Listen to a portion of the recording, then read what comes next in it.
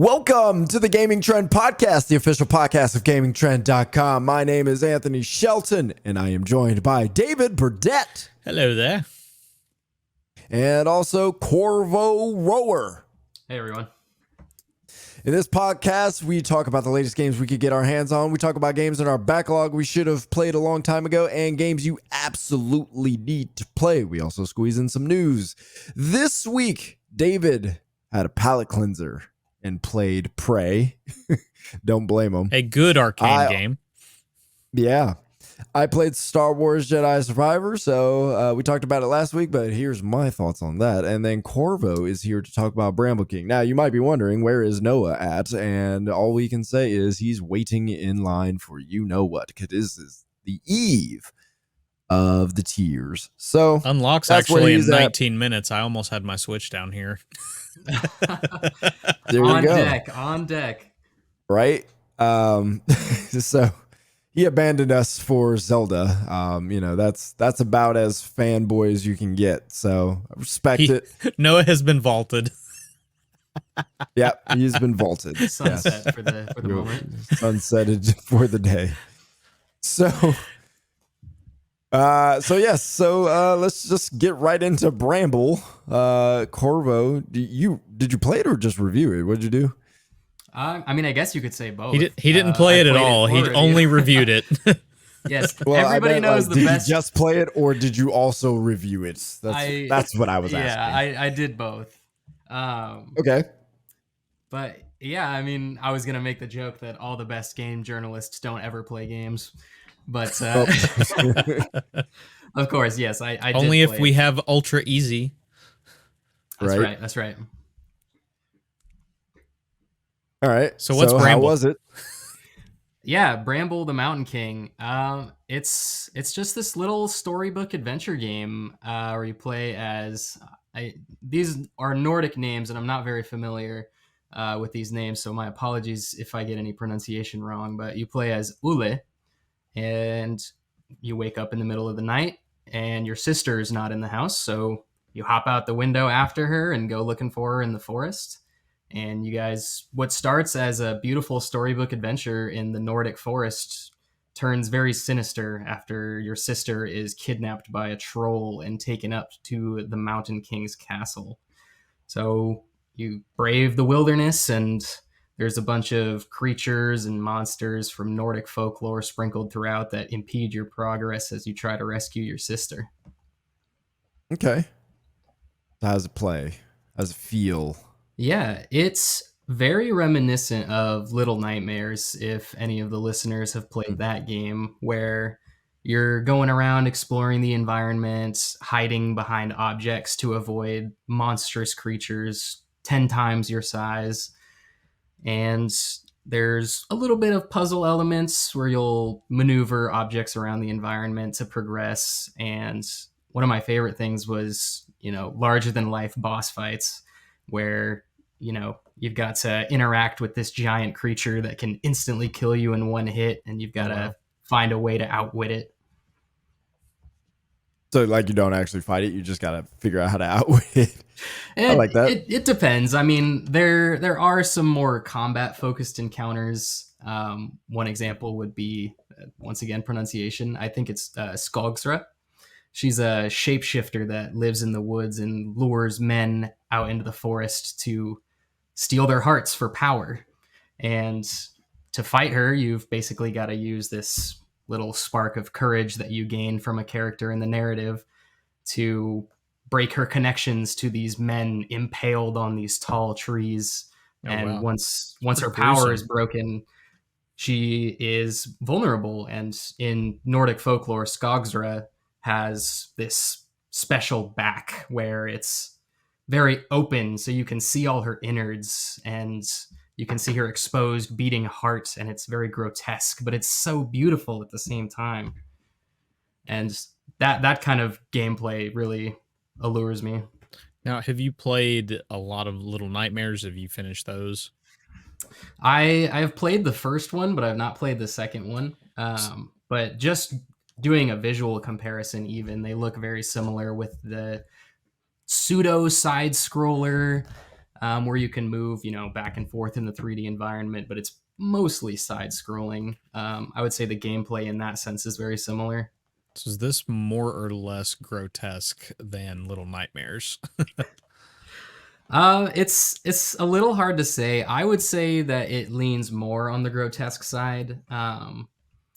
The trolls that you encounter are ruthless butchers, so you'll encounter wildlife carcasses in spike pits, bloody guts strewn around environments, and it's not only the monsters that you'll have to deal with, but there's environmental storytelling as well. So you'll come across crucified figures and Mm. mothers preparing to kill their children for sacrifices. There's some pretty dark tones in the game that people who are thinking about playing should probably be aware of beforehand. It's a visually stunning game. It looks extremely beautiful and can be a little bit misleading at the start if you don't know what you're getting into. Don't buy this for your children. That's what you're telling us. I would be very careful about letting a young child play this game. Understandable. When I think of this game, I don't know if there's death sequences or anything, but I think of the first Tomb Raider remake, where if Lara died, they would show it in some like wild, like weird way. Your neck gets impaled in the water. All weird. this kind of it's kind of crazy stuff. But if there are those kind of things, do they show that stuff? What do they do?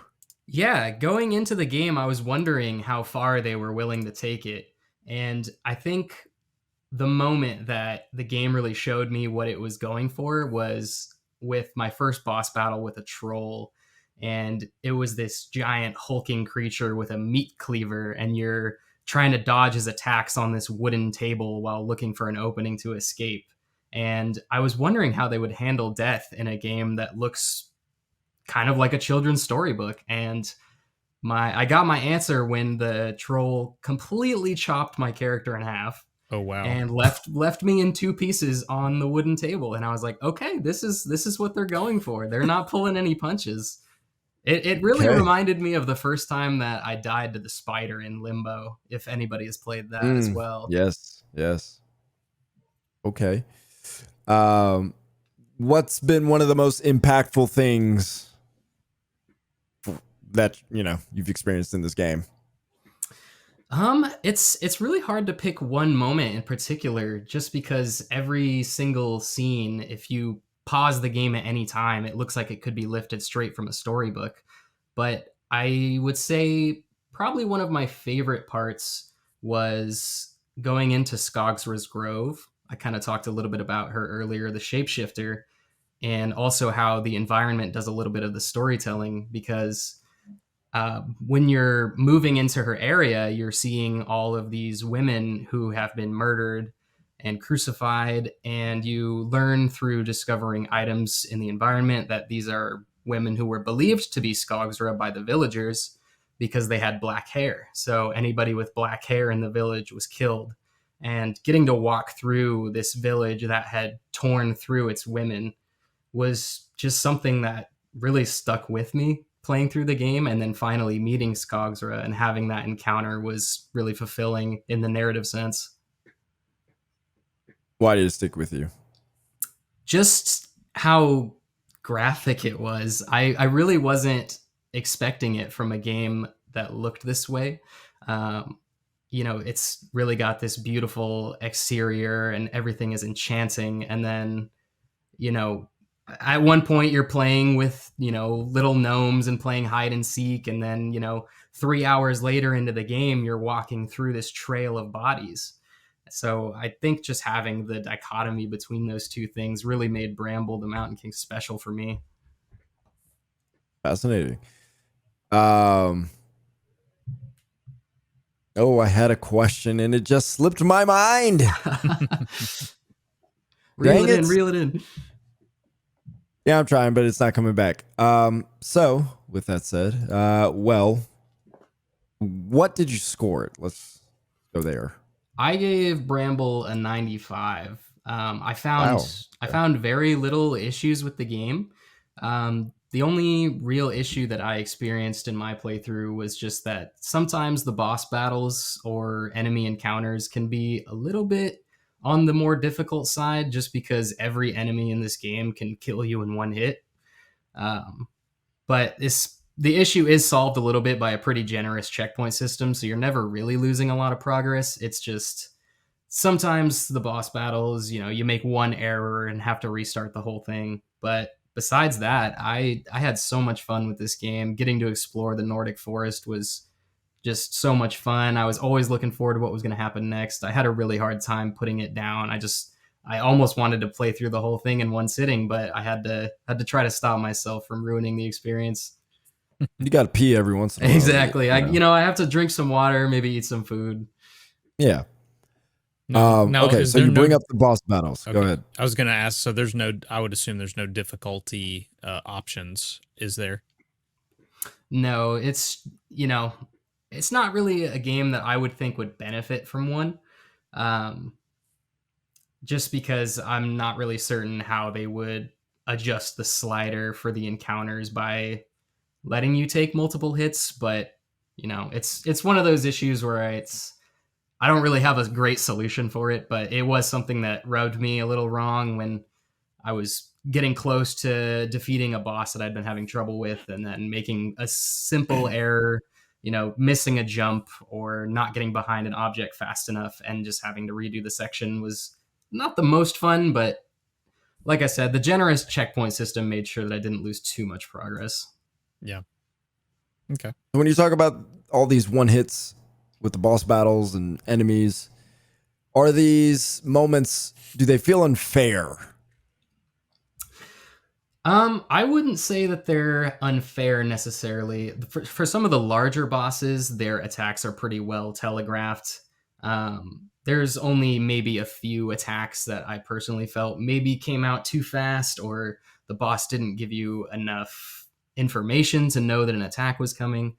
But beyond that, I would say that it wasn't too much on that side. And as far as, outside of boss battles, it's hard to say that they were unfair, more of that you just kind of have to learn where the enemies are, how to sneak around them, and just generally how they behave. And I think once you've mastered that, things get a little bit easier. Okay, that makes sense. What does the combat look like? I'm trying to picture it in my head, but I can't. Yeah, I would say combat really only comes out during boss fights. Most of the time when you're encountering normal enemies, which there aren't really too many, it's more of just hiding in tall grass, sneaking around them, luring them away. I mentioned how you can interact with some pretty playful gnomes earlier, and you might just be in a situation where you could push one in a cage and maybe some enemies would focus on that one instead, which is a little horrifying, but you got to do what you got to do. And for boss fights, the combat takes more of an interactive element where you've got this rock that you gain from a character in the narrative. I'm trying to avoid some spoilers here, but this rock kind of shapes into whatever you need it to be in that current moment. So you can kind of toss it like a slingshot almost, where, you can throw it into a boss's eye and they'll recoil in pain. Or, the rock might take the shape of a sword if you need to cut something. It's pretty simple. I wouldn't say it's anything too groundbreaking, but it is fun still to interact with that kind of element where it's a tool that shapes itself to whatever you might need in the given moment. So to me, it actually sounds like a stealth game, just done in the fact of you can engage in combat, but it's probably not the best thing to do, because if you make any mistake, you're going to get punished for it, which is, I guess in stealth terms, like, you got caught, try again. Yeah, I would say that it is definitely a stealth game. The game encourages you to try to avoid conflicts as much as you can, and running really is the best option in most scenarios. Take the boss Nakin, for example, who patrols a pond area. and he plays this violin that he lures people into his pond to drown them with. And really, the only defense that you have against Nakin is to hide behind the rocks when he's not looking, move by him, and if he does discover you, you better swim fast because he moves quickly.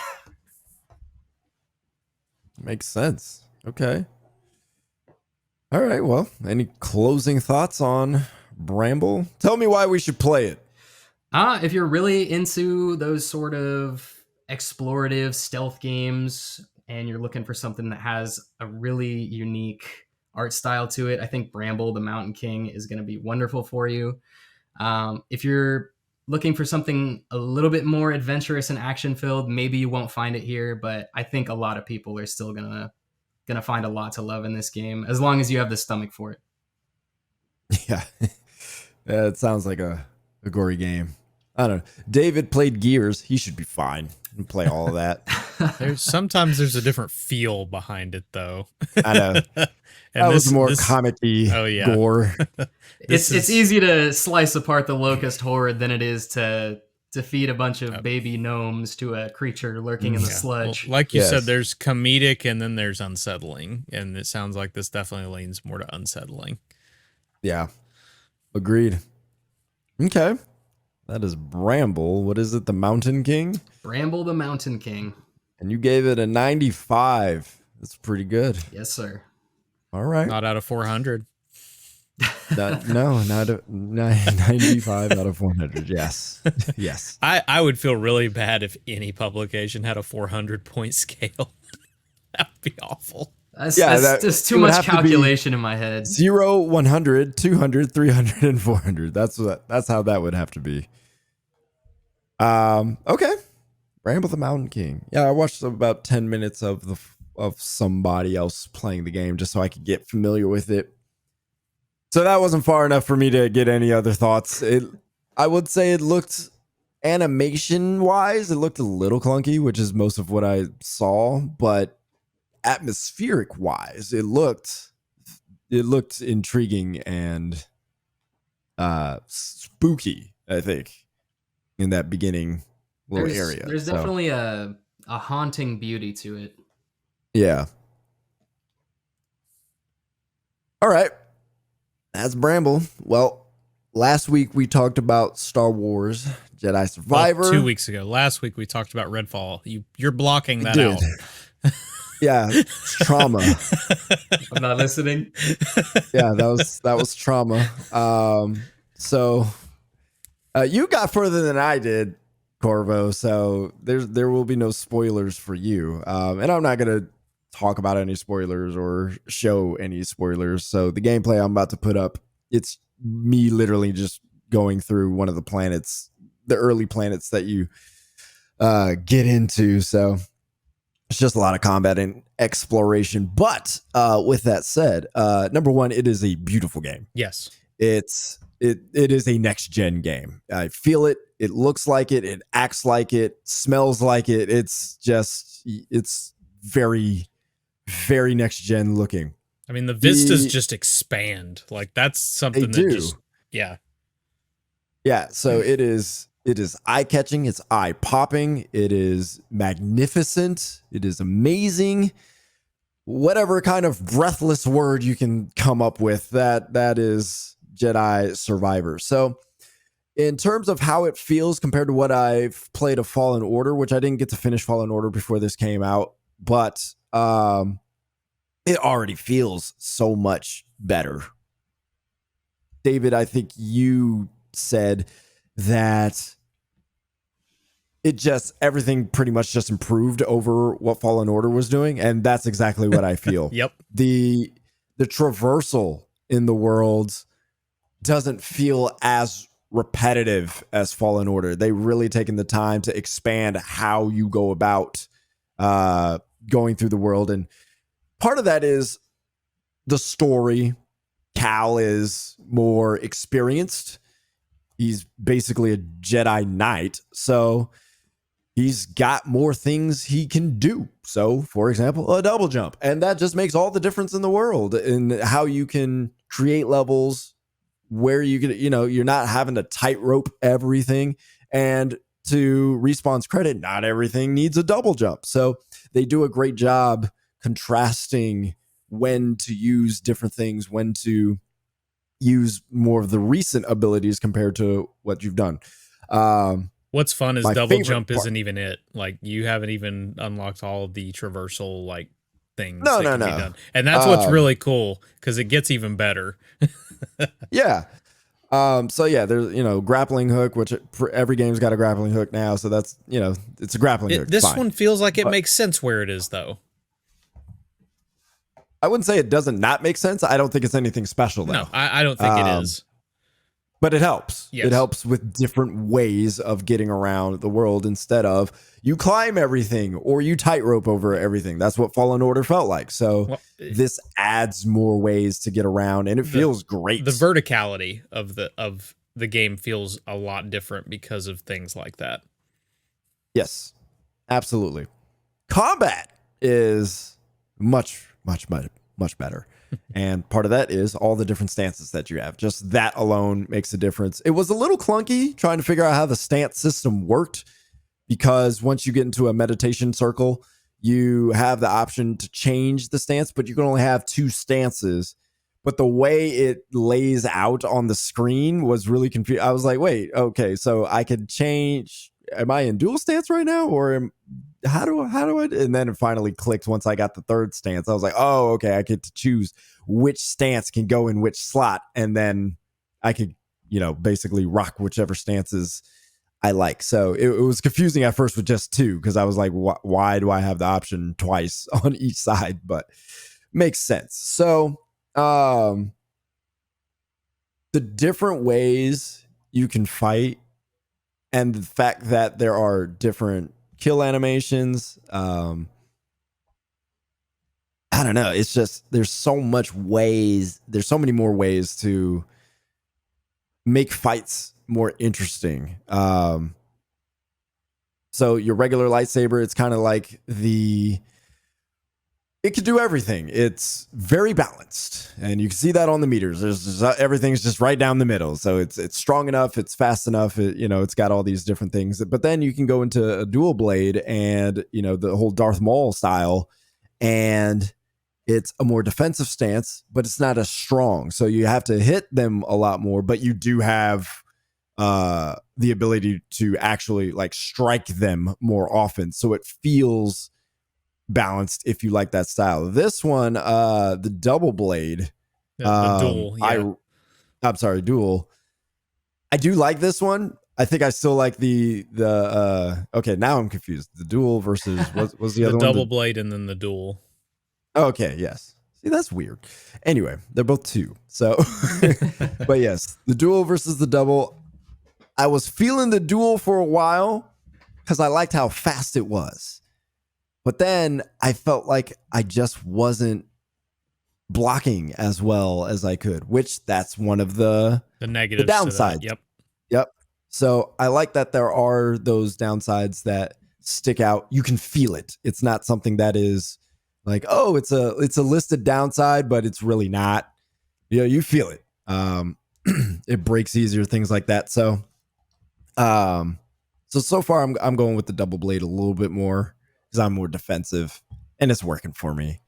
But it feels so good to just get into combat knowing you can switch mid-fight if you need to. So if you're getting bored, which I can sometimes, I just switch it up, do what I want. So that feels really good. And then we talked about how it's not as Metroid in terms of traversal. And it's fine. I'm actually okay with it. Like, it feels okay. Maybe part of that is I'm okay with being funneled, but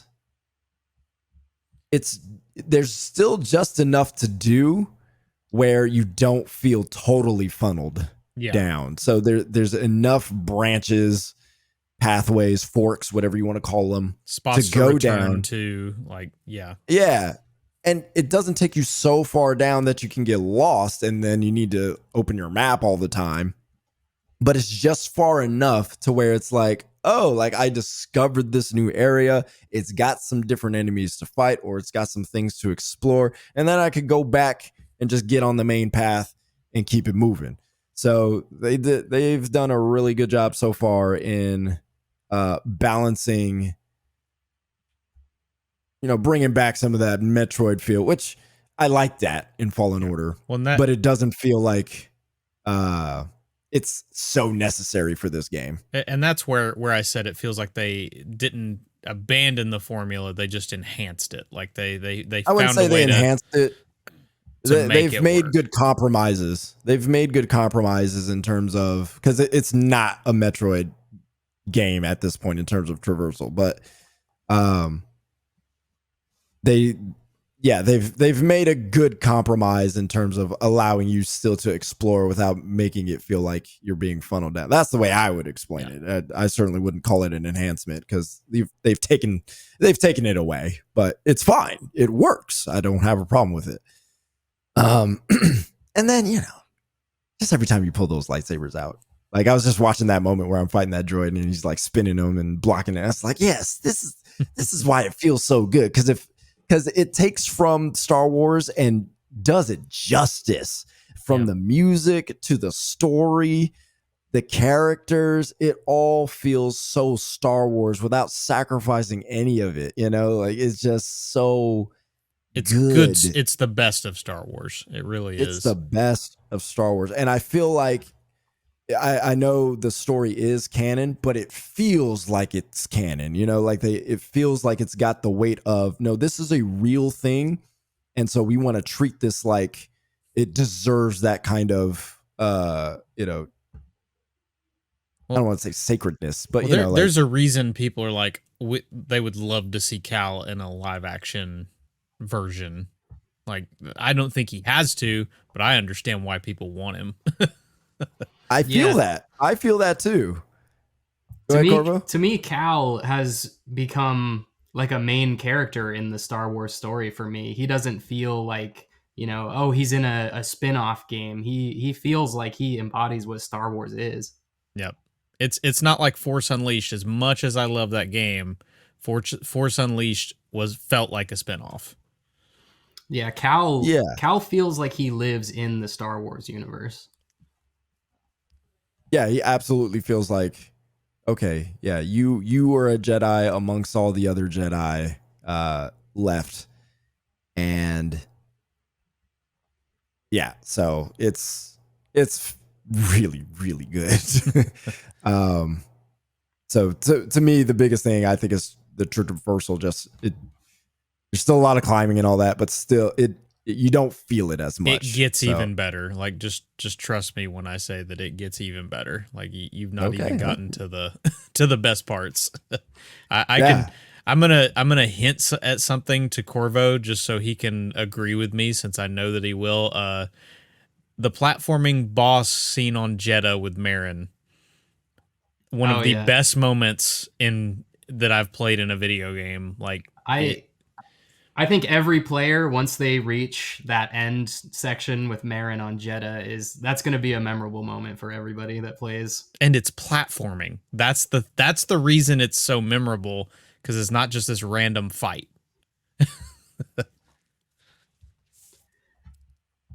The puzzles too, they're not crazy, but they do make you think, and I appreciate that. It's like, how can I use my force powers to deal with this? I only bring that up because at this moment right here where I'm stuck in these tar pits, it's kind of like, well, what are these things in the tar? Let's play around a little bit. And that's the thing, like it lets you play a little bit and kind of figure that out without giving it to you. It's not difficult, but just that moment of, okay, I have these abilities. How do I use all of them? They give you that discovery. Yeah, because I'm certainly discovering right now. I'm gonna die, but I'm just goofing around figuring out. That's definitely something I appreciate in a game, though, where the difficulty from puzzles doesn't always have to stem from it being extremely complex. I think puzzles can also just be included for their fun factor. Like you said, it's just fun to play around with all these abilities and manipulate the environment with your force powers and do all these traversal techs, and the puzzles also don't really overstay their welcome. You know, you're not going to spend an hour on a puzzle, and that's something that I appreciated.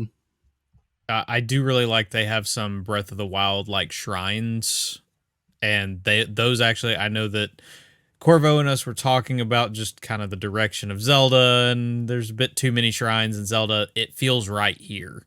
Like it doesn't feel like they've oversaturated the world, and they're actually pretty fun to do. I agree with that non-oversaturation. For me, when I'm playing Breath of the Wild and I see a shrine, it's just like, okay, business as usual, apparently. But you know, when you come across those Jedi training areas, I looked forward to them actually. When I found them, it was more of a pleasant surprise that I got to take a little detour off the main path to do some Force themed puzzling.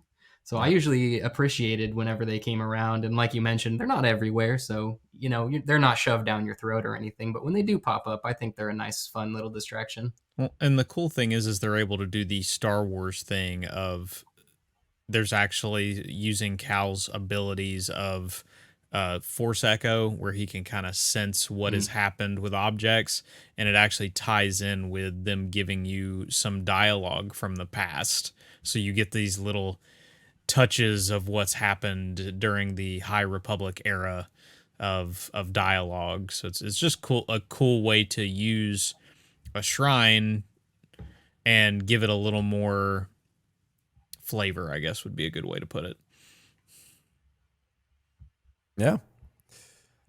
All right, yeah. So that's what I got so far with Jedi Survivor. So I'm looking forward to playing more of this. That's for sure.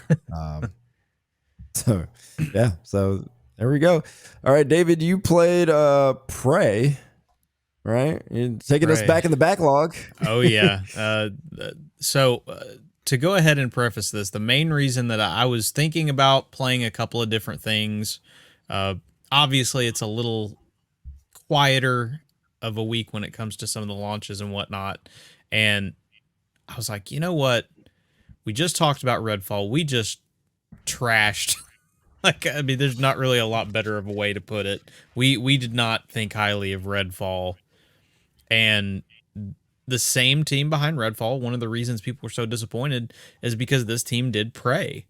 And Prey is I booted it up and I started it. I started working my way through it on the Series X.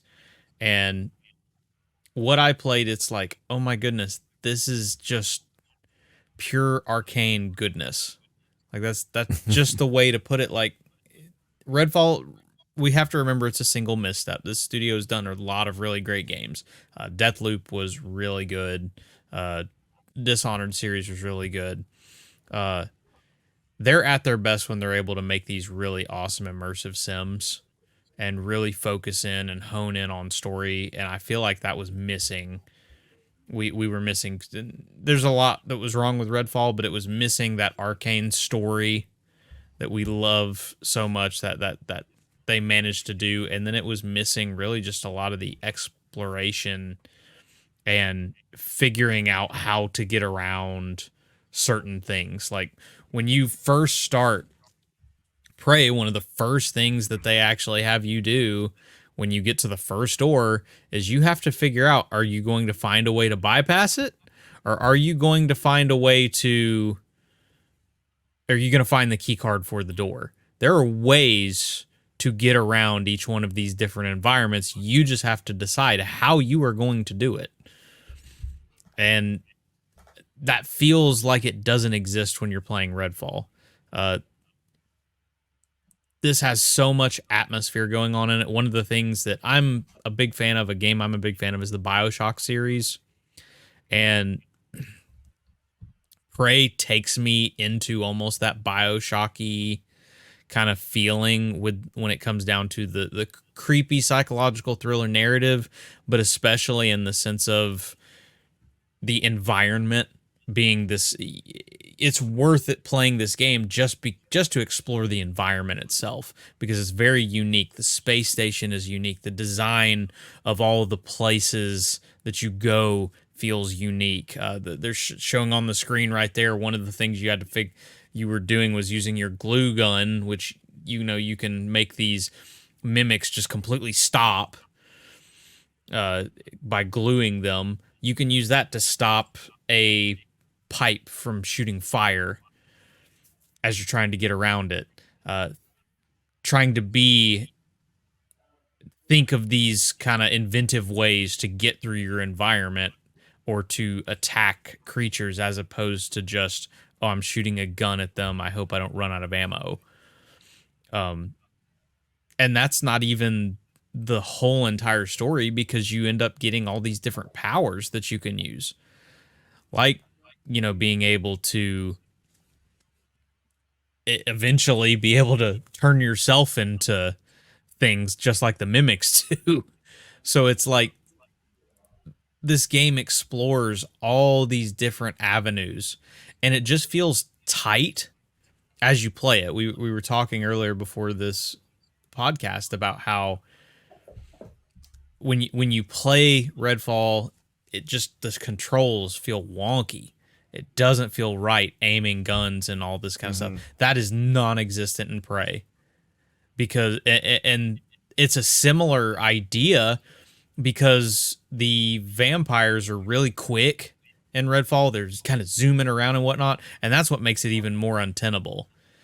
But in Prey, I never felt like moving around to try and chase after a mimic, which those things are stinking fast. I never felt at a disadvantage because I'm playing on a controller. So, and then just, like I said, all these different abilities and things that you eventually get to do, it feels like the game knows what it is.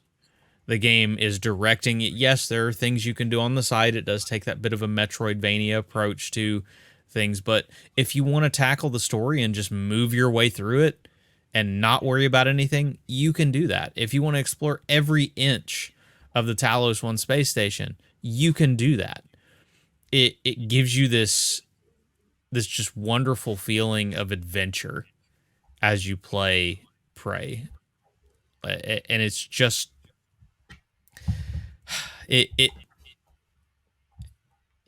it's just tough, because I'm playing this, I'm like, this is what I wanted when I was playing Redfall, because I'm playing it and just enjoying what I'm playing, and just this sense of identity in what this Arcane game is. Like, that identity is even to a degree not there in Deathloop, which that is a different team.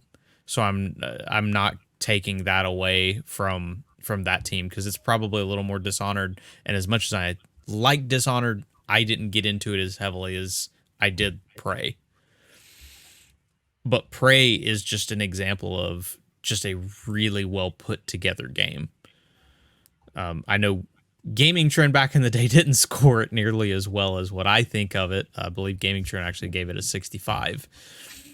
But I, on the other hand, playing through it, like I said, the fact that you've got this narrative in the background at the very beginning of it, and I apologize for any spoilers, but just the fact of you wake up, you go, you do these things, and then suddenly you wake up again in this almost Groundhog Day like thing, only to have somebody call you and say, hey, get out.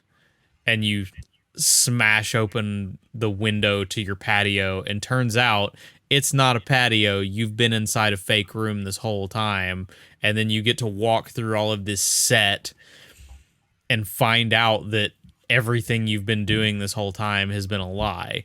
Like, it's just got a fantastic story that you find out as you go, and it presents itself to you in a correct way, and in a way Redfall really should have aimed at. Because when I'm watching these actual, like, in-engine scenes, it makes me really disappointed that I had to sit there and watch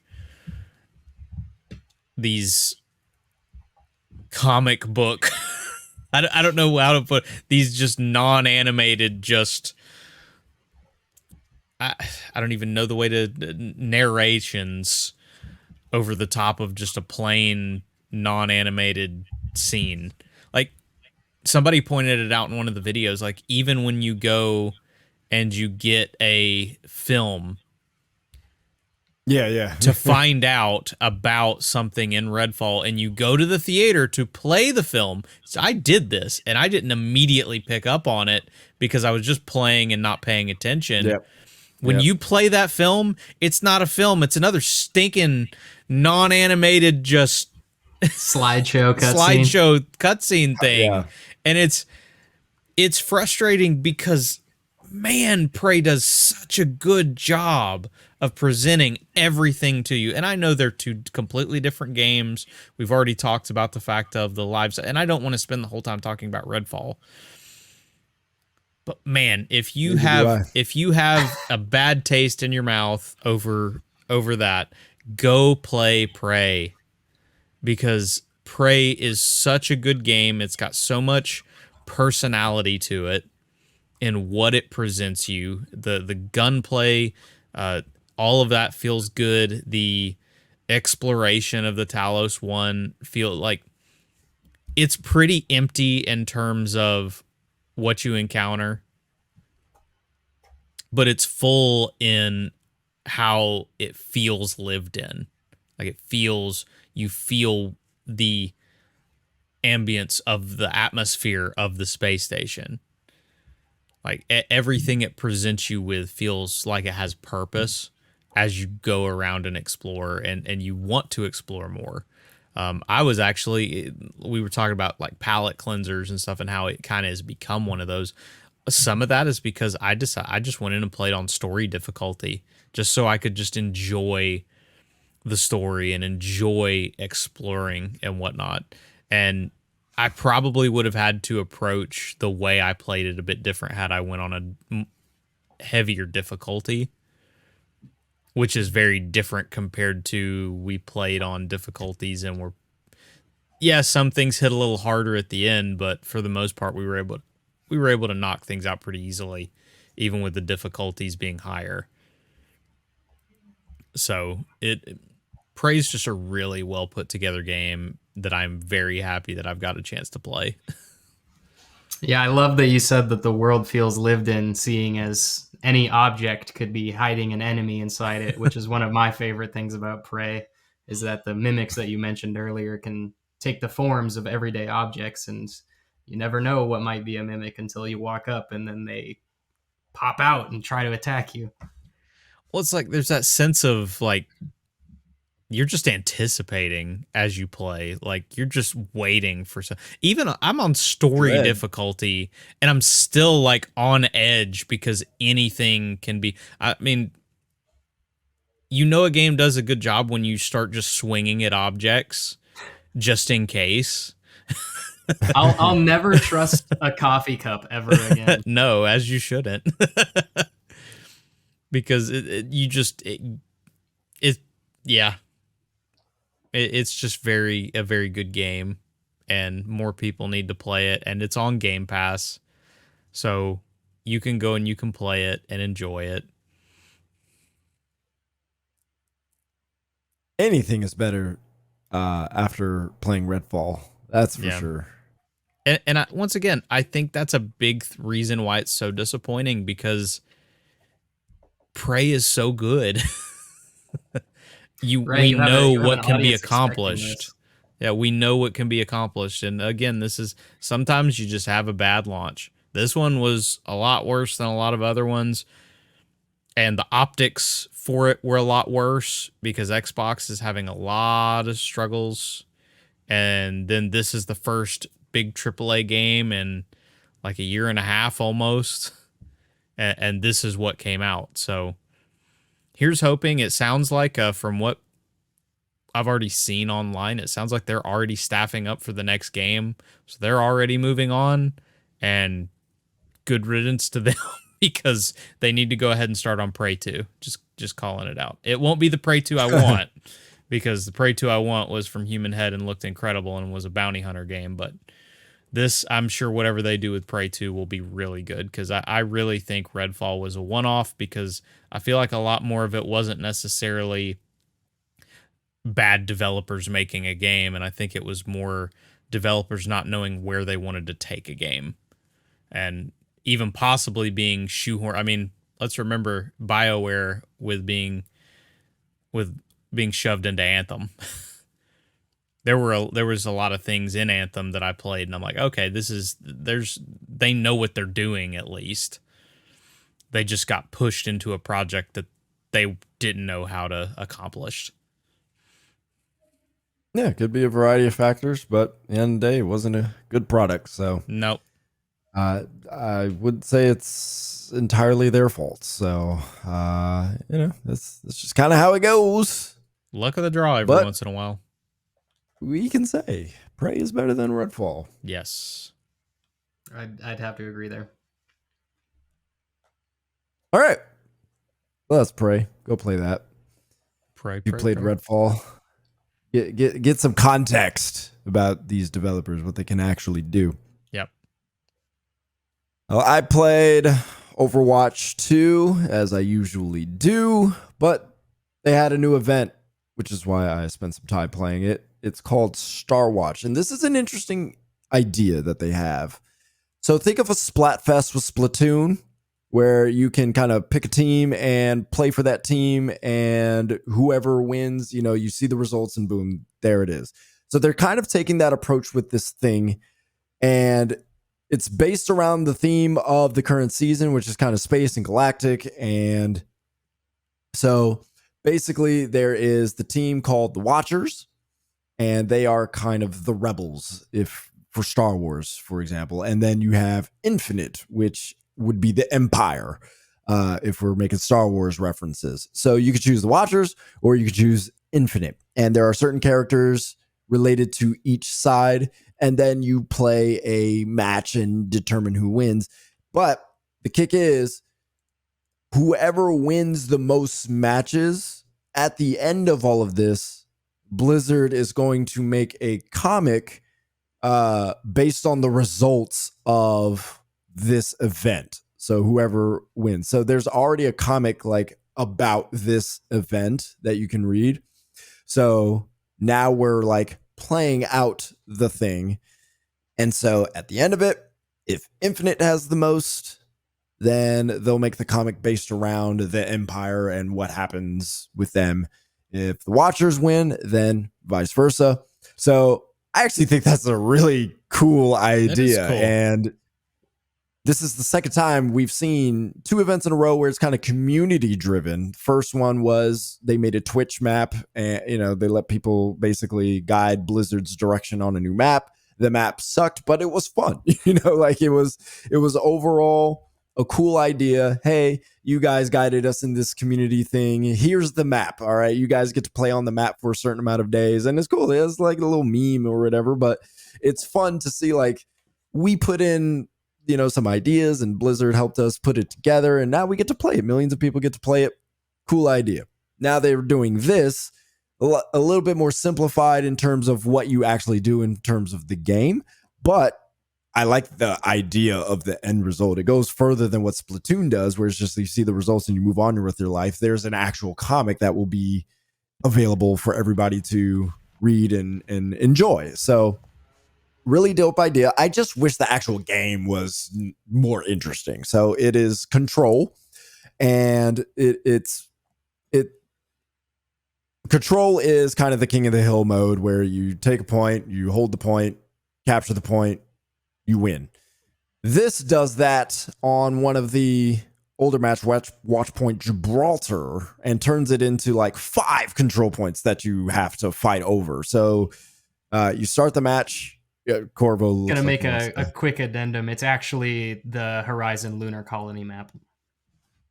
Thank you. It is Horizon Lunar Colony. Yes, it is Horizon. So yes, Horizon. So picture in your mind Horizon. So you're going through Horizon, and it's largely unchanged. They just added a few things like turrets to help defend, and then obviously you have the characters that you play. There's a few small map updates in terms of like the terrain, but other than that, it's pretty much Horizon Lunar Colony. So there's 5 points. You try to get the first one, you get it, you move on to the second one, you move on to the third one, fourth and fifth, and then boom, you're pretty much done. The whole point is, I guess, you're trying to rescue this AI if you are the watchers.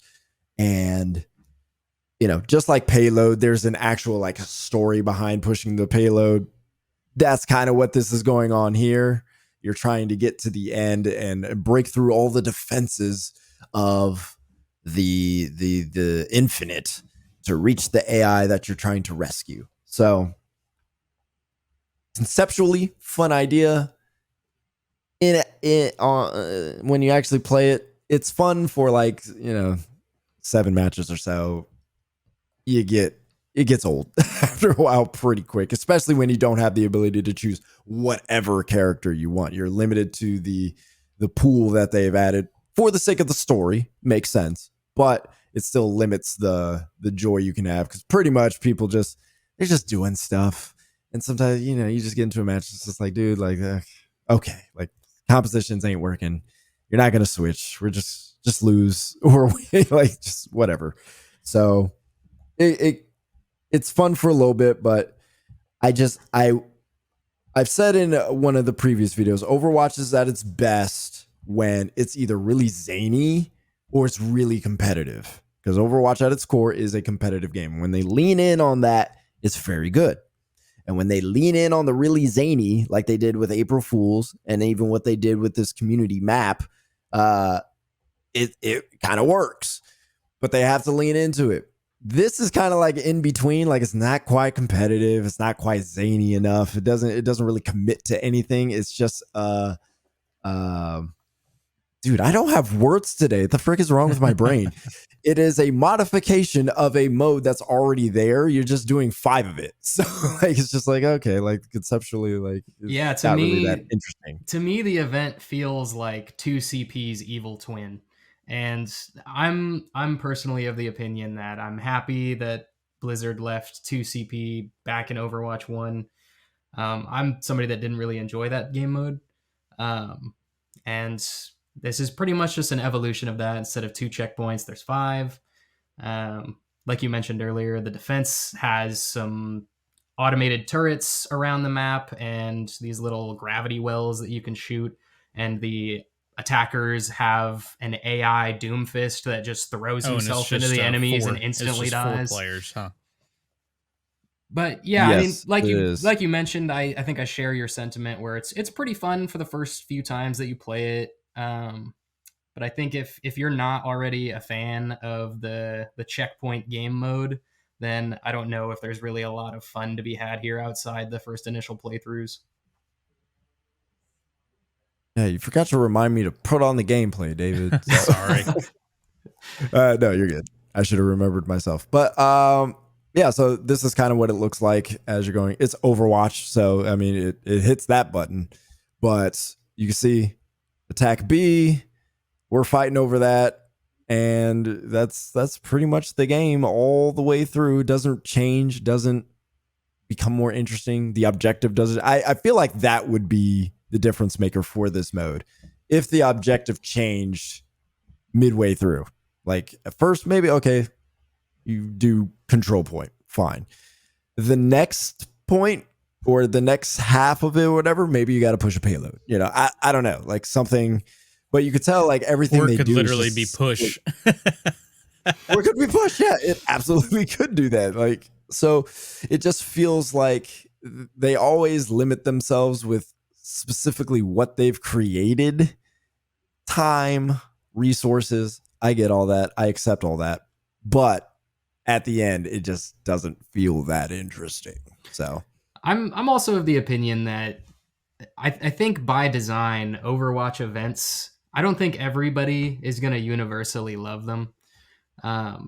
You might really enjoy this mode, and somebody like me personally, I don't really like it, but I'm also somebody that really enjoys their PvE modes. Like when they do their Halloween events, I eat that stuff up, but I know plenty of people that hate that stuff.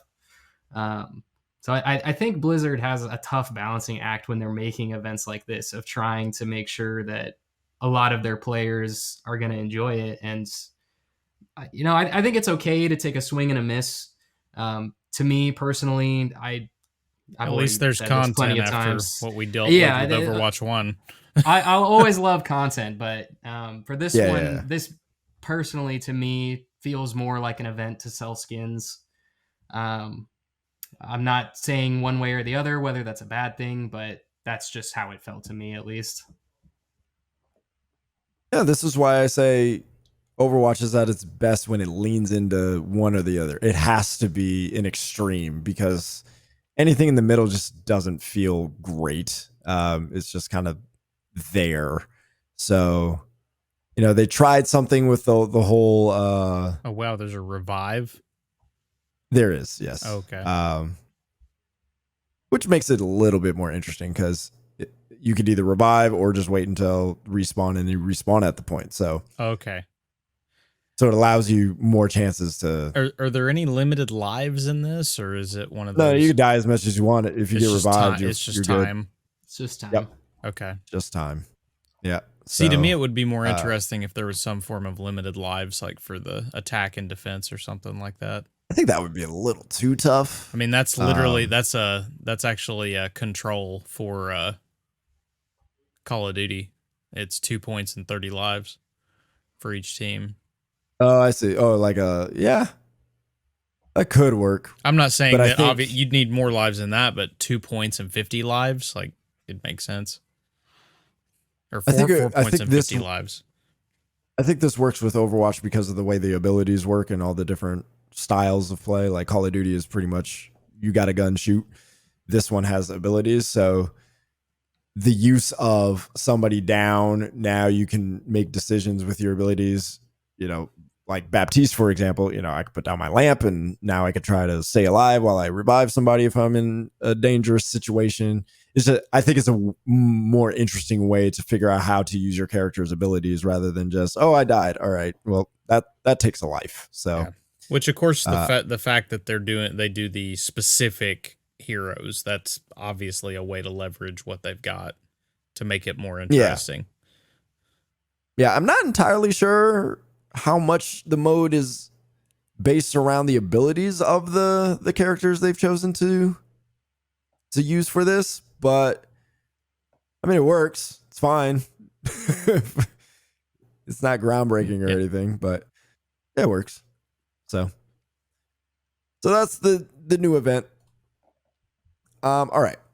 So obviously, this is the eve of a very big game.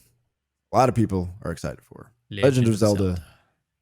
Tears of the Kingdom. All of us here are people who were not thoroughly impressed with Breath of the Wild. I can hear the pitchforks coming. Yep. That's fine. Everybody's got a little pitchfork for people like us. That's fine. Because we got reasons. But that's not to say Breath of the Wild wasn't a bad game. I think we are of the people who have a certain itch. And our certain itch, and you can jump in on this and correct me if I'm wrong, but I think our itch is it's not necessarily that we don't like open world, creative kind of Zelda. We just like a little bit more. I like more structure and direction. That's the easiest way to put it. Yes. I still had a great time with Breath of the Wild, and it really is a great game. I just personally am not a huge fan of the shrine gameplay loop. I'll call it that. Yeah, I agree. There's so many shrines, and weapon durability can go die in a fire. Well, yes, that always can burn. And apparently, it doesn't get that much better in Tears of the Kingdom, according to Skill Up. So I don't know. Yeah. Just pick up as many tree branches as you can, Anthony. I think Tears of the Kingdom still has enough mystery to make me want to play it. The whole like melding weapons together, new powers to play with. I think I'm still going to be blown away by this game. Well, in the end, it's another Zelda game. Like, why wouldn't you want to try it? At least try it. So I bring it up because what is the thing that turned you off from Breath of the Wild, and what do you want to see from Tears of the Kingdom when you do play it? Anybody can go. Yeah, I mean, I mentioned my mild irk with the shrine gameplay loop. I'm just personally not somebody that likes wandering around the map, doing puzzles and just repeating that action ad nauseum until the credits roll. So I'm hoping for maybe a little bit more depth in interacting with the environment, and I'm crossing my fingers with how vertical the game looks and new places to explore. I'm just looking for a little bit more reason to walk around besides shrines. Yeah. I'm going to play devil's advocate a little bit on this. I actually agree with you, but because there are so many freaking shrines, but over 100, right? Yeah. So I can imagine people out there would be like, well, you don't have to do all the shrines. You could go do other things, right? So the amount of choice that you have, I think people could argue that what you decide to do determines how good the game is or isn't, which could be a good or bad thing, I guess, depending on how you look at it. Because if you just hit the shrines all the time, yeah, you're probably gonna get burned out and you don't want to play it anymore. That's your fault. But I would argue they also put 100 and something shrines in there. So like, if almost every 10 freaking acres you go, like there's a shrine, and they make it like attractive, and they want you to go in there and you get rewarded for it, and you do want that reward, that's kind of on them too, on Nintendo for designing it that way. What would you say about that? Yeah, I mean, I definitely enjoy engaging with shrines. I just don't want that to be all I'm doing in the game. And I think you did make a good point where, at the end of the day, how you decide to play the game is up to you. And I am somebody that skipped over some shrines just because I didn't feel like doing them. I wanted to do other stuff. And I'm glad that Breath of the Wild gives you that option. And I'm sure that's something that will carry over into Tears of the Kingdom. But like I mentioned, if I had one pain point with Breath of the Wild, if I had to pick one, that would be it. So moving into Tears of the Kingdom, that's really just what I'm hoping for, is just more reasons to explore, more interesting things to interact with outside of shrines.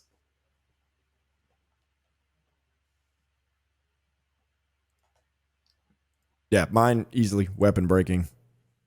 there's no question about it. Not a fan of the weapons breaking after like 7 hits. No, not one bit. Here's what I'll give Tears of the Kingdom credit for. When I first watched the full like 13-minute gameplay that IG Aoun did, I was like, oh, I get it now. I get what Nintendo is trying to do, because Tears of the Kingdom is so far down the creative path. I was like, oh, this is very obvious what they were originally trying to accomplish with Breath of the Wild, which was be creative. So the best way to do that in a combat form is your weapons break. Figure out what you're going to do now. You go pull out your bows. You're going to pick up a weapon. You're going to create a new weapon. You're going to do this. You're going to do that. And people who are super creative and like problem solving in that kind of way, they'll eat that up. But me, combat is I don't have the time to be creative.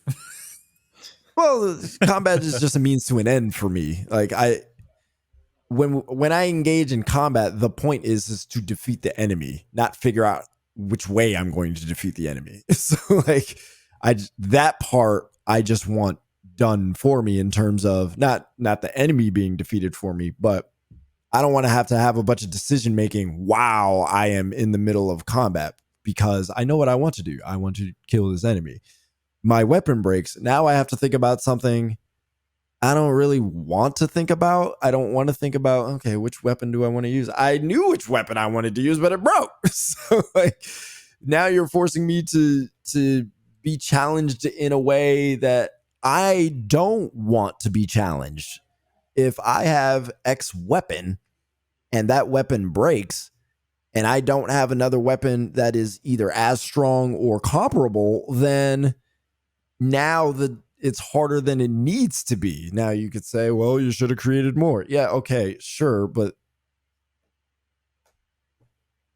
who says I'm always chasing combat, right? So like that's the kind of dichotomy I kept running into when I was playing Breath of the Wild, because I'd just go out and do stuff, just do whatever, and then I get into a situation and I get into a fight and it's like, all right, well, my weapon broke. Oh shoot, that was the last one. I didn't even know that was the last one I had. Like, so now I'm in this situation where it's like, okay, I could run, maybe, depends on the situation. So I just felt like that was not a great way to handle that. I get why they do it now. I get it, and I respect it. And they doubled down on it in Tears of the Kingdom. So I'm willing to give it another chance with Fuse. Skill Up says it really doesn't help with Fuse. And in fact, it's probably a little more clunky because there's more menus you have to deal with. But I'm willing to give it a chance. So to Nintendo's credit, they're doing their job. But I don't know. We'll see how it goes. Perhaps the rest of the game, the exploration, the discoveries, the not as many shrines, the new dungeons will entice me to play longer, perhaps even finish it. We'll see. What's your gripe, David? If you had one. I mean, besides weapon breaking. My biggest unless yours was weapon breaking. Well, I don't like the weapon breaking. that was definitely in there. Really, for me, I prefer to at least I don't want to be funneled, but I do want to be led in a direction, and I felt like that was just completely lacking and absent from Breath of the Wild. Like there wasn't a lot of, hey, go here. And you would like the choice of being able to just go here. Yeah, it's like, there are a lot of people out there who just straight up don't have the time and just want to, I want to go from point A to point B, do that, and move to point C. There's not much of that at all in Breath of the Wild. I like in a big RPG-ish game, I would like quest logs and stuff like that to help me know what I'm doing. Now, I'm not going to say they do a terrible job because the map is well done. They give you information. Yeah. It's just not as nailed down as I would like it to be. I don't want to have to rely completely on myself figuring it out. Some things in the game, like we've just talked about with Survivor. Survivor doesn't force you anywhere, but it does a really good job of leading you, which some of that is to its defense. It's not a completely open world. So that does make it a little easier to gently push you in the direction. But Metroid does the exact same thing. Yeah. Metroid is technically funneled. Yeah. But they block access in certain ways. And so now you're having to use your brain about, okay, oh shoot, I can't go here. Let me try going over here. Oh, I can't go here. Let me try. So you're still exploring. And I guess there's still less options because Breath of the Wild is just straight up, hey fam, you get out of this place. You can go straight to the final boss if you want to. Right. There's nothing. It's just like, you got to figure this out the whole way. And there's so much that I did not do in Breath of the Wild, partially because I just stopped playing it because I just found myself not enjoying it because I like to explore, but there comes a point where I just am like, okay, I'm ready to do the main stuff. Yeah. And Breath of the Wild, the main stuff is exploring and you figure out what the main stuff is as you do it. So I guess that's where I'm at with that because open world, like for instance, Spider-Man, Marvel Spider-Man, you can go and do all the main quests if you want. What I did was I did everything just about up until the very final mission, and then I ran around finishing the side missions I hadn't done and the side things, so that when I finished struck that final blow, the platinum trophy popped, and it was like, it's done. That's not the way that I feel when I'm playing Breath of the Wild. And I know that I'm hearing different conflicting things and whatnot, but I hope it's even just a little bit more direction would be appreciated playing Tears of the Kingdom. I think An it's option for a waypoint for me would go very far. Yes. I was just going to mention, I think it's totally reasonable to validate the other side as well. Just because I know there's people that's their favorite aspect of Breath of the Wild, is that there really is no forced objective on you, and you're free to explore at your own leisure. Nobody's pushing you to go do the main story. And I know that's definitely what draws some people to the game, and I don't think that's a bad thing at all. Oh, no, It's no, just, no. it just depends on Preference. how you like to play the game. Yeah. And I guess Well, that's why the problem. Well, and that's why I respect something like Skyrim.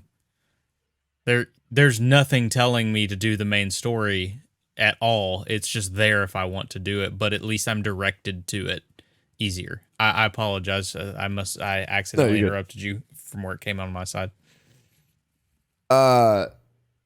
You say play it the way you want to. I can't. Because there is no way for me to do that. So that's like, there's no need to defend the other side because it's designed for the other side. What about me? Yeah, what about I'm not squashing anybody's opinion. I'm just I know. Just putting it out there. I totally get the other side, because I think I'm on both sides here, really, because sometimes I booted up Breath of the Wild to just explore and do random stuff, and then other times I booted it up and only wanted to do quests. I didn't want to look around anywhere. So it really just depends on your own personal feelings, and I definitely get both sides, and I'm interested to see how Tears of the Kingdom manages expectations for both kinds of players. Yeah, I don't think Nintendo is sacrificing their design vision by allowing players to funnel themselves. If y'all want to be funneled, go ahead and funnel yourself. That's fine. Because after you're done with the game, I mean, dear Lord, it's not like there's nothing to do. Don't remind me about the 999 Koroks to find. That literally are pointless. That's the worst part. Well, apparently they did that on purpose. They didn't want people to find all of them. So that's why they made 999 of them. But, that's why you got nothing after it. But yes, I mean, even still, there's no shortage of things to do. I mean, good Lord, the way Tears of the Kingdom is set up, if it's not nearly as directional as or if it's as non-directional as Breath of the Wild, I mean, you're basically got GTA Online in Zelda form at this point. You just go do whatever. Like, you want to create a rocket boat, go for it. Like, crash it into a Korok, sure. Like, do it. Do you? You want to beat Ganondorf with a boat? Try it. Like, like somebody's going to figure out how to use all this stuff and do some crazy stuff. And that's the beauty of the game. But me and David, we Google Maps. Yep. We over here Google Maps every once in a while. Yeah. One of the things that Gene Park had to say is, he said, some things you don't have to go crazy. Sometimes it's as simple as, I built a bridge. There we go. So it's like, I appreciate that form of exploring, because it's on that side of it. It's like, okay, I build a bridge, I just go. I don't have to think of anything elaborate. Like, with literally giving me the main quest of what I'm doing, I could, like Anthony was saying, there wasn't a way I could play it the way I wanted. It's you explore or you just aren't playing the game. Yeah. and with this whole other system, it's like, okay, I can come up with something just basic and do it. Or I could go nuts with whatever I'm building to accomplish my goal. So I like I said, that doesn't sound like it'll be nearly as bad beyond the controls. From what I hear, they are a bit of a nightmare. I heard they're not much different anyway, so I guess there's that. Yep. All right. I don't even know how long ago this was, but when they announced that Zelda would be $70, Nintendo had to do a little bit of like, hey, it's okay, guys. It'll be worth it. So it got us thinking, all right, well, this is the first Nintendo franchise that will be priced at $70. And so we were wondering, man, what other franchises would be $70? So I came up with the say it out loud test. All you do, just say it out loud. You can do that for anything in life. You're not sure how much something should be, say it out loud, and you'll probably figure it out. So we're going to do that right now. I have created a tier maker, and it's really hard to see for some reason. But we got a few Nintendo franchises to choose from. I'm going to say it out loud, and we're going to see what our guts say about these franchises. Is it $70, or would it be $70? Or is it not $70? All right. So here we go. Mario, a traditional 3D Mario. $70? If I'm thinking about a game like Super Mario Odyssey, I would pay $70 for a Super Mario game. I'm paying $70. Yeah, mainline Mario games are an easy 70. Yeah, I agree. I'm thinking 70 also. Mainline 3D Mario. Okay. So let's mix it up though. What about Mario Kart? Is that 70? Mario Kart. I think you'd have a hard time selling me on a $70 price tag for Mario Kart unless there was some substantial upgrade from their previous entry. Otherwise, why wouldn't you just play their previous entry for much lower price? Well, here's the thing. Mario Kart is the highest selling Nintendo Switch game. Nintendo could be like, who's not going to pay for Mario Kart? We released the Mario Kart 9. Who's not going to pay $70 for that Mario Kart? David? I also I think Nintendo is inventive enough to get that $70 from you.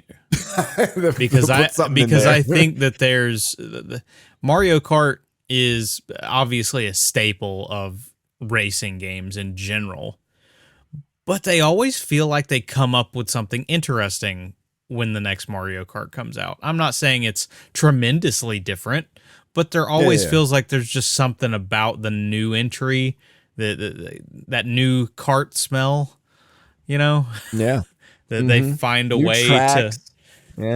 like they find a way to breathe life into each entry, and it's I feel like with 8 lasting as long as it has, they know that 9 would have to be pretty heavy duty, especially considering there's a good chance we're going to be next Switch by the time 9 comes out. So they'll be finding a way to leverage new hardware. My thing is, look at what they're doing with Mario Kart 8 now, and they're still making the DLC courses for it. So imagine if Mario Kart 9 was that jam-packed.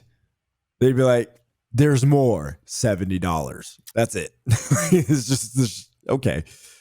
I don't know. I think there's a part of me. I think they'd have to bring some serious heat to get $70 out of my pocket.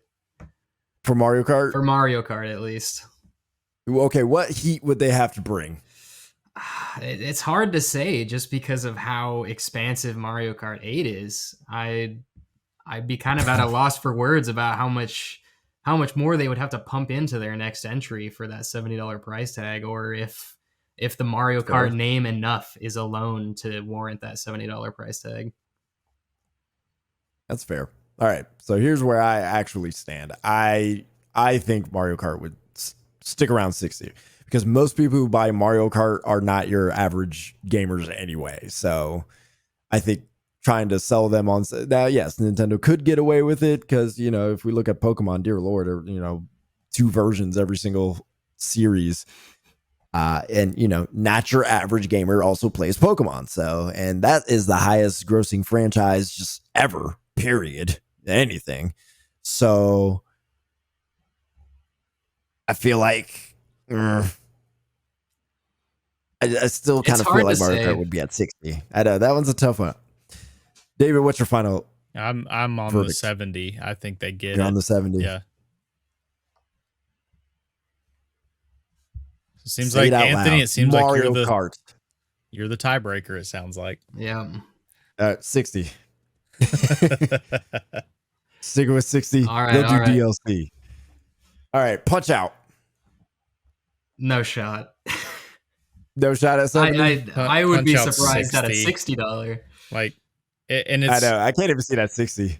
It's not 70. It's mainly because I don't know how you build the game into more than just what it is. Yeah. I personally couldn't even see it at 60. That's the only reason I'm there. Well, if they can charge $60 for arms, they can charge $60 for Punch Out. That's a good point. But that's why we made it not 70. We're not splitting hairs here. It's 70 or not 70. Yeah, exactly. All right, Xenoblade Chronicles franchise. 70. Oh. And I'm not saying that because of appeal. I'm in that sense. I'm saying it because I think the game itself is big enough to warrant it. Like in the sense of like they're expansive and have a lot to them. I mean, our own reviewer for it felt like took a month just to review Xenoblade Chronicles 3. So you have enough jam-packed in there that I don't think, and it's more of a hardcore base. It's not really a casual base for that game. So it's easier to be like, okay, we'll pay it because they're rabid. Okay. Yeah, that's a fair argument. I was going to say it's just not, it doesn't have the cachet of a $70 game. It doesn't have the cachet of a Mario, where, so you could absolutely make the argument there's less people, but they're more hardcore. So you just soak them as much money from them as possible. But I don't know. Nintendo fans are weird. They're weird in their franchises. You laugh because it's true. So I'm not sure. Labo, yeah. I'm not speaking on this one. I'm not sure that they would pay $70 for it. Like that hardcore base. I think they have been they like Xenoblade Chronicles and they will play it and they probably would buy it, but it would be so begrudgingly, and yes, Nintendo would be like, we got you, but they would care about the feelings of their fans, I think. So you don't want your fans begrudgingly buying your game, You just want them to go get it. And at $60, you go get it. Because Xenoblade Chronicles 3 was absolutely humongous. And it's $60. So what more humongous can you make it to make it $70? So I'm going with not 70. Yeah, I've got no real formulated opinion on this one just because I've never played a Xenoblade Chronicle game. But I have heard of the game before at least. So I know it's popular enough for me to know about it, but it's still not have played it. Right. So I feel like my opinion on this one does not hold as much merit as you two.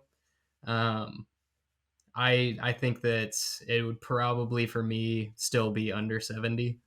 Just because I'm not sure that it's popular enough, at least within my circle, to warrant it being 70. But I do know that the games are pretty popular, and I would say large enough to become 70 if they did go that route. Okay, that's fair.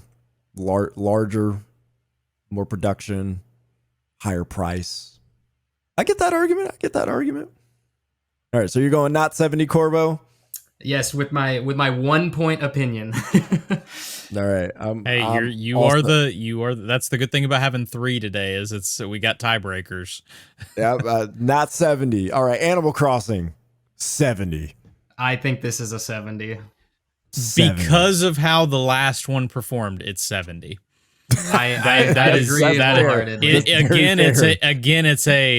It comes down to we know we can charge it and people will buy it without thinking twice. It falls into that category of those games. Because I will buy Animal Crossing. I will buy Animal Crossing at 70. Yes, I would too. Absolutely. Yep. Say it out loud. Animal Crossing 70. All right. Duck Hunt. Say it out loud. No chance. I don't think there's any way that this is a $70 game. Here's how it's a $70 game. Oh my! Oh, here we go. You're gonna say Xenoblade Chronicles is what'd you say it was? Not 70 or 70? I said 70. Okay, all right. Go ahead. Because they're including a peripheral in the box. I knew you guys. that makes Duck Hunt. It's a specialty Nintendo light gun thing, because you got to make it the light. You got to bring back the light gun. This is the only way that they are selling it. They're not selling Duck Hunt separate. You don't get to sell it separately. You got to buy the one with the light gun. That's how it gets to 70. Is the franchise worth 70? There will be plenty of people out there that will buy it for the nostalgia and for the memes. I'm not letting Duck Hunt into the castle on a technicality. Okay? There's no chance. Not 70. Hey, I had to try it. Not 70. All right, Splatoon. I have not played a ton of Splatoon, but the Splatoon that I have played has been pretty enjoyable. I think there's a way that they could eke out $70 on a Splatoon game. They could Sounds barely like a not 70 answer. They could barely eke out Splatoon 3 that wasn't Splatoon 2. So if we're going with the Mario Kart argument, then I'm not 70 on Splatoon. I just think I think the dedicated players of Splatoon, and there are a bunch in Japan, so I understand what you're saying. Yeah, I could argue the same thing with Mario Kart though. And Mario Kart has a much more recognizable name. What do you think, Anthony? I'm going not 70. Splatoon is great, but it's largely the same over and over. They do a great job with new story modes, but in terms of the multiplayer, it's pretty much the same. I don't think it's I don't think you could charge people $70 for that one. I'll cede my opinion on this one. We can let this one be not 70. I can see the argument for it. F-Zero. It's kind of another tough one for me. I can't say that I've played a ton of F-Zero to really have a strong opinion one way or the other. What do you think, David? So, and I'm not going with the peripheral thing here. I promise. Here's the reason. You spell an arcade cabinet with it. I don't even know that I'm convinced in the sense of like this is 70. But what I'm getting at here is F-Zero has not been around. So you can relaunch it. So it's kind of got that new game smell to it since it's an unknown, and you can put 70 on. You can create a $70 franchise with it compared to like something like, Splatoon. People know what they're getting out of it. They paid 60 for it, and they're probably not going higher. Zelda has the benefit of it's just one of the best games in the world. So it can go to 70 and people won't care. F-Zero, I feel like it can fall into that category of we can relaunch this and find a way to make it a $70 game. Fascinating take. I think he might be onto something, honestly. If they released, an F-Zero of a certain caliber and, with that sort of relaunch, kind of rebranding the franchise into something like that, I think it's possible. Okay, F-Zero would have to be graphically the most technologically You're not ridiculous. Wrong. I totally agree. Switch game. Like it has to be like frame rate is butter and it's like F-Zero GX advanced in terms of the look. That's the only way, maybe. Yeah, there's no getting around. Hence why it would have to be a Switch 2 launch title. or on the Switch 2 in general. When I say F-Zero out loud, I don't think $70. I think 60 or less. So it's going in this not 70. I don't think any of you have. Well, I said 70. Yeah, I think I'm with Anthony as it currently stands, unless they come out tomorrow with the craziest trailer I've ever seen, which Nintendo can. It is possible, but with current given information, I think I'm comfortable. The Switch is more powerful than GameCube, but yes, you're right, Corvo. It would have to be ridiculous. Fire Emblem. I'm kind of outing myself here by announcing how many of these titles I haven't played, but You know what? Every person that I Say know it out that loud. has played Fire Emblem has told me that I need to play it and I need to get around to playing those games. So I know that there's a demand for it, but I, just like with uh, Xenoblade, I really don't have a strong opinion on this one. I feel like the name carries a weight that could be 70. But I do think that it can fall a bit niche but it did sell 1.6 million copies, so Fire Emblem straddles this. It's like it's almost super mainstream. yeah. Super mainstream, whatever. It's almost mainstream, not nearly on the level of a Pokemon, but it feels like it's almost on the level of a Mario. Even it's certainly very, very, very close to an Animal Crossing, if not even in some ways surpassing Animal Crossing. So when I say Fire Emblem, I feel like it could be a $70 game. I can agree with that. I don't think I would be surprised at all to see a $70 price tag on a Fire Emblem game. That's also a game that it feels like you can add to and make it worthy of the $70 price tag. Like, I don't know if this add-on thing always. I just mean in the sense of like game development. Like it feels like you can ask, like you could put in enough to be able to ask 70 for it. Like Zelda already has it where it's like, oh, okay, we got the branding and there's enough in this to charge you 70 for it. Yeah, Breath of the Wild too. Yep. $70. Okay, great. Yeah. Star Fox. This kind of goes into the same territory as F-Zero for me, where I think they would need to do something quite substantial. I wouldn't risk it with Star Fox's recent. You gonna have to just about put him out as an indie game right now. You're gonna have to go like Corvo said. You're talking full rebrand.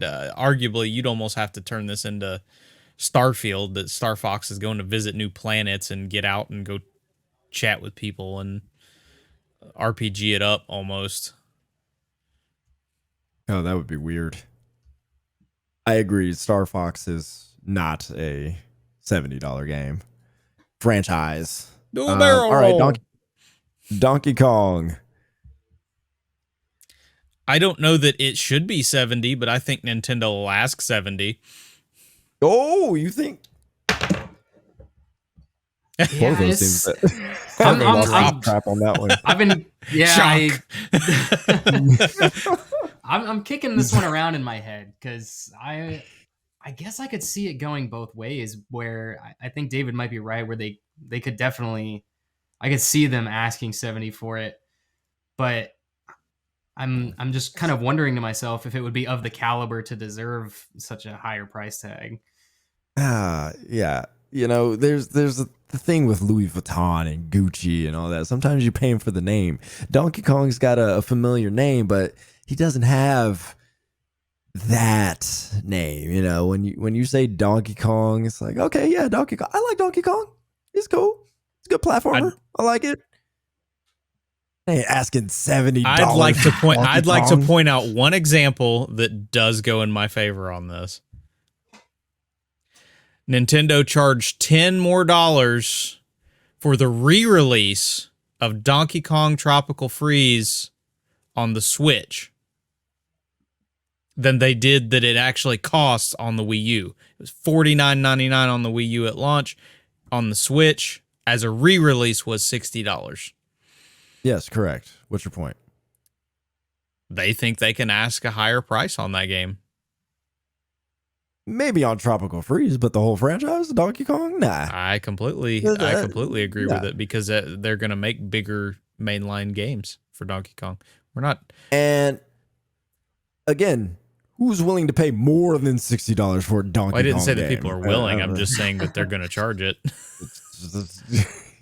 It's not a $70 franchise. This is not. You don't charge Donkey Kong. I agree with Anthony. I'm a little unconvinced.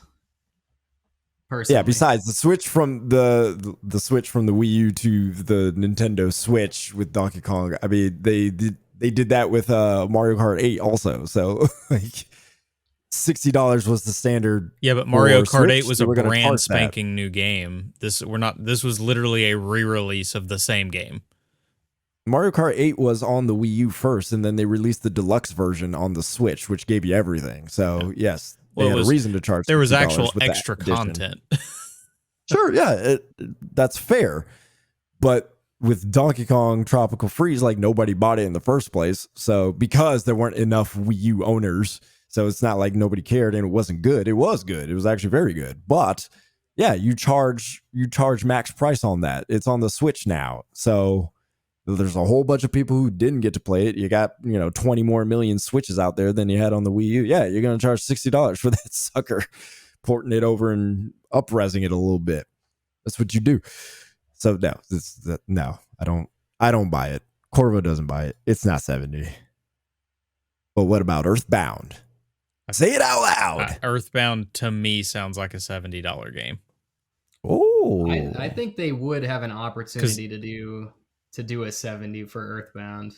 I don't see a world in which if this game actually came out that they don't find a way to make it big. Like Nintendo's the kind, they will make whatever game they want, and that's what they will turn it into. And if they're going to invest in a franchise like that, they're going to put that Nintendo magic into it. Okay, but historically, what has Earthbound been? Has it even been?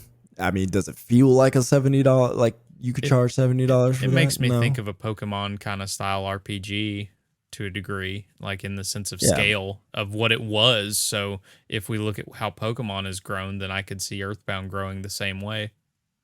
You think Earthbound is on the same level of Fire Emblem or Mario in terms of price?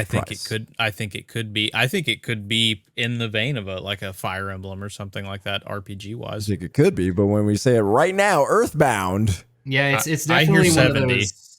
It's definitely one of those what if scenarios more than like we have definitive evidence for this type of like thing. Mario, we know they're charging 70. Animal Crossing, we know they're charging 70. Fire Emblem, we're pretty convinced they would charge 70. You gonna say that about Earthbound? I think so. I think you relaunch that, you're relaunching it big. If Nintendo managed to make some way where they got people very interested in the opportunity for this franchise to become something larger, I think maybe it is possible they could go 70, but with current interest, I'm not sure they could break the $60 barrier. I agree with that. I don't think there's enough interest in Earthbound. Not because Earthbound is bad. There's just not enough people who actually know about it and care about Earthbound. So Nintendo would have to do a whole bunch to make people care to pay $70. I just think Nintendo for a franchise does a good job that's been at that. pretty latent. And they do very a well good job at making you care. I think this is probably one of the hardest ones that I've had to make a decision on in this list so far, just because I mean, Earthbound was pretty interesting to me when I played through it, but I love Earthbound. But then I think about what a modern Earthbound would need to be and how they would need to garner interest, and I just feel like they would probably go 60. It's a not 70 for me. That's for sure. I'm not paying 70 for that. David's paying 70. Corvo? I think I'm gonna go not 70 on this one. Not 70. As much as right. as it pains me. I think that I would love pay less money. I would love an extremely amazing new Earthbound game at $70, but will we get one? I'm not so certain. All right, well, this one we kind of already have some data on this, but Pikmin. I mean, just based on what's out there, obviously, it makes it easy because it is $60.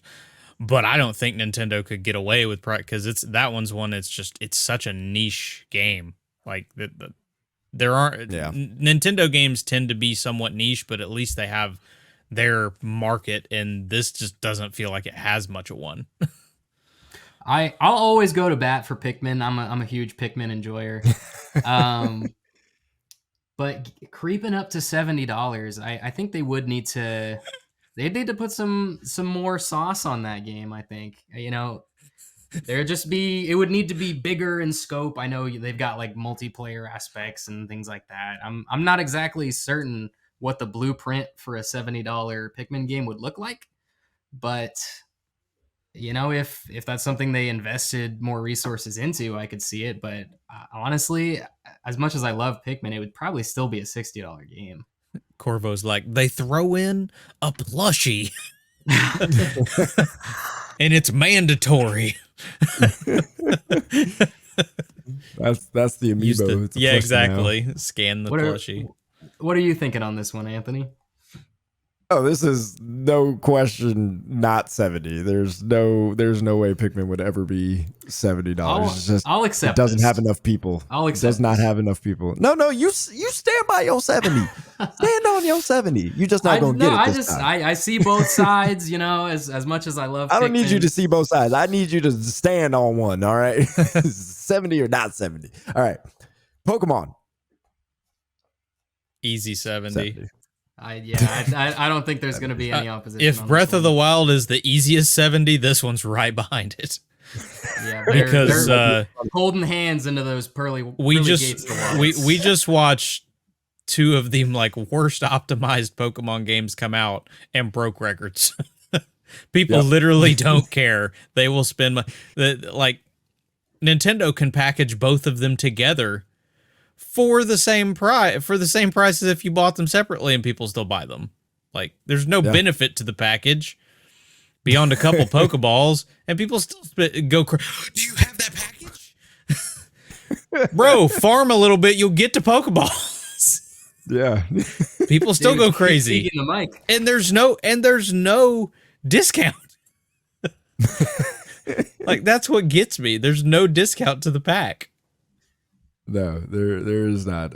Yes, Pokemon, that's $70 franchise. Easy. All right, Metroid. Say it out loud. I just the way that Metroid games function, I think it would be hard to expand that so largely into a $70 game. That's not to say that the Metroid games aren't interesting enough to be expanded that way. I just don't really see a way that they would be able to do that currently to make it interesting enough, I guess is the way to say it.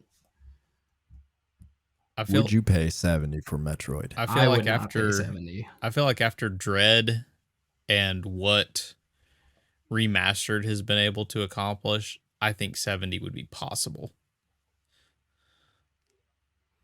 I agree, it would be possible. And it's mainly because it feels like it's in those tiers of the Fire Emblems and the Animal Crossings. It is very much a mainline Nintendo franchise. I agree with that, but it doesn't sell like a mainline Nintendo franchise. That's the kicker. I think I'm of that similar opinion as well. Which is weird. It always sells well. It just doesn't sell like a Zelda, like a Mario, like a Pokemon. I would say it's closer to Fire Emblem. I would say that, which is why I think it would be possible. Metroid Prime 4, possibly. Yep. You launch that 70. As a big reboot for the series. Heck, who knows? Throw a multiplayer in. You can get 70. I'm going to say 60, though. I'm going to say 60. I think it's a $60 franchise. I definitely don't go lower than that. That's for sure. I just don't think. I still don't think Metroid has enough cachet on the scale of a Animal Crossing even to justify the fan base for $70. I think it's a $60 franchise. Which one did you say, Corvo? I'd say 60 as well. I think that's valid. All right. Kirby. This is not 70 for me. I love Kirby. I love Kirby to death, and I don't think it's 70. Kirby. Yeah. Kirby's one of my first games. On this one. Kirby's one of my first games. Kirby's Adventure. Beat the heck out of that game on the original Nintendo, and it's just I can't see a world in which you make it worth that. Kirby's Dream Land 2 is in my top 10 of all time. Nice. Still don't think that's a $70 franchise. You can't charge people $70 for Kirby. Love Kirby, but no. All right. Super Smash Brothers. This falls into easy $70. I have to agree. Again, I think people this will buy it clears. and won't even think about it. You get Agreed. games of these magnitudes that have such a following behind them. Rabid They're so fan prevalent. bases. Yeah, I think this clears the 60 mark into 70 Well, pretty comfortably. And I mean, think Yeah. about what Nintendo did with Ultimate. They not only sold it at $60, but then proceeded to be able to charge people for 4 expansion packs. I bought them all again without people even thinking of it, and that's not even counting the fact of the professional scene behind the game. People are gonna buy it and just not think about it. Yep. What about WarioWare? No way. There's just doesn't even reach 60, it's 40. There's just not enough meat on the bones. Yeah, you can't. There's not enough game Maybe there. 30. Which I think that one, the newest one on the Switch was 50. Was it 50? When it came out, I believe it was 50. But I don't see a way that you can put enough into it to make it a $70 game. Like, there's no relaunch of WarioWare that gets there. Not 70 for me. Wii Sports. I don't see $70 on this one either. See, hear me out. It comes with the Joy-Con Plus. This guy works for Nintendo, doesn't he? This guy's in the peripheral department, trying to sell you bits and baubles for all your games.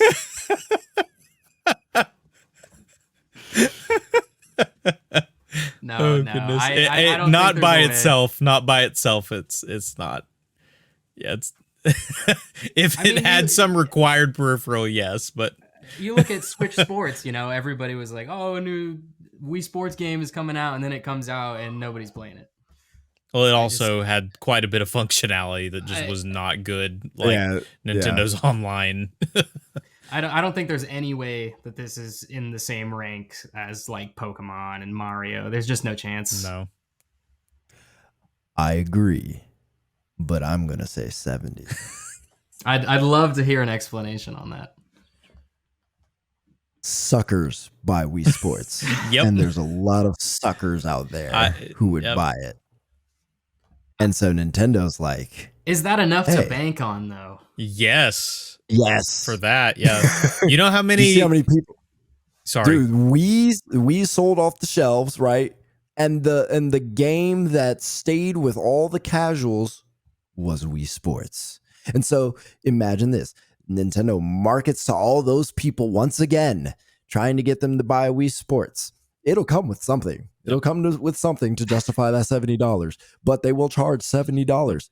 And the people who really enjoyed Wii Sports, if they Nintendo marketed it right, which they didn't do with this last Wii Sports, it was cut up too, wasn't it? Like, it didn't even have every game in there. Yeah, it was. Yeah. But if you did it in a way that it was like, no, this is for y'all. All right, y'all get a Switch and get Wii Sports. I think they could get away with charging $70 for Wii Sports. Is it on the same level as a Mario, as a Pokemon, as a Fire Emblem or Animal Crossing or Smash? Absolutely not. But is it a $70 franchise? Yes. Simply because. Hey, I remember selling Wii Sports Resort with the Plus. Everybody was looking for it. With the attachment for your Wii remote. Suckers. Yep. I remain unconvinced on this one, but if you both believe 70, we can put it up there. Well, I don't know if David actually believes 70, but no, I honestly I could see it. Mainly because, like you said, suckers. All right, so Corvo's not 70. David, you are. What is thumbs up? Yes, I am. Oh, you are? Okay. Yeah. No, that's what I was saying. I believe it because I believe the casual audience is there for it. And again, you throw a random accessory in there that does something that you claim it does, like the gyro sensor for the Wii remote. The Wii Remote Plus. Yep. You can make it 70 easily. Yeah, there you go. And I just wanted to mention, I don't think that we're necessarily advocating for these games to be $70. No, This no, is no. more just like, if this was to Say it come out out, loud. Would Oh, yeah. yeah? it would be reasonable. Yeah. I That's apparently exact- thought 'cause- it was reasonable a lot more than y'all did. Nintendo is no, looking at you, just waiting for you to they're open that licking wallet. their lips. They're like, this guy Get is this man some peripherals. Yeah.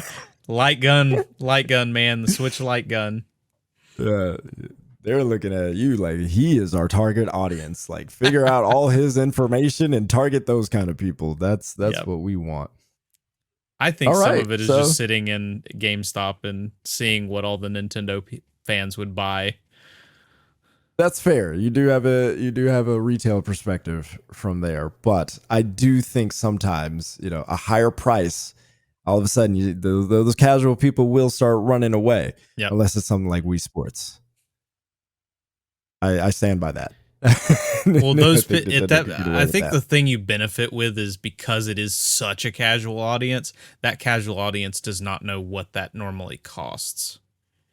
So they go in without the benefit that we have of knowing the normal day-to-day pricing. Right. Very true. Very true. So out of all the ones, obviously we know Zelda, Nintendo's like, yeah, we could charge you 70. We include Mario, Animal Crossing, Fire Emblem, Pokemon, Smash, and Wii Sports. Which are what we all have settled very obvious, I feel like, ones. Wii Sports is probably not as obvious. Beyond Wii Sports, yes. Yeah, well, that one's in the balancing act. But yes, when you say it out loud, those make sense. All right. How's that? That was fun. That was fun. All right. Well, that will do it for. Or do we have any news? Not really. Okay. It's been. All right. I just wanted to double check. It's been a very unworthy news week in the sense of there are things we could talk about, but there's not a lot that's really worth talking about. That's fair. That's fair. All right. Then that will do it for us. Corvo, thank you for joining us. And thank y'all for watching or listening, however you're doing this thing. We will talk to y'all next week. Peace. Deuces. Bye-bye.